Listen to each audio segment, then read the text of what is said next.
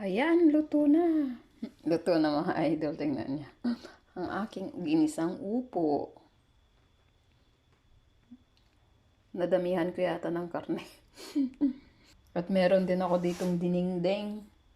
Nilagyan ko siya ng yung upo tapos kunting malunggay tsaka kunting tawag dito talbos ng kamot. Ayan mga idol, yan yung kinuha ko doon.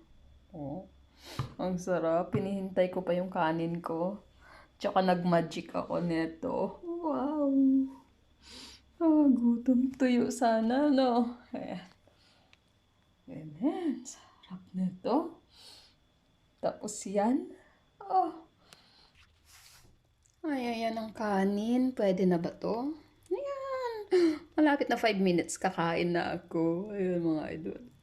Ang kanin. Tapos yan ang ulam. Tapos may dinengdeng pa. Tapos dagdagan natin ng minagic na tuyo. Sapsap tsaka, ano ba tawag dito? Daing. Ayan, pinakas yan sa Bisaya. Pinakas. Bagong luto, mainit-init pa.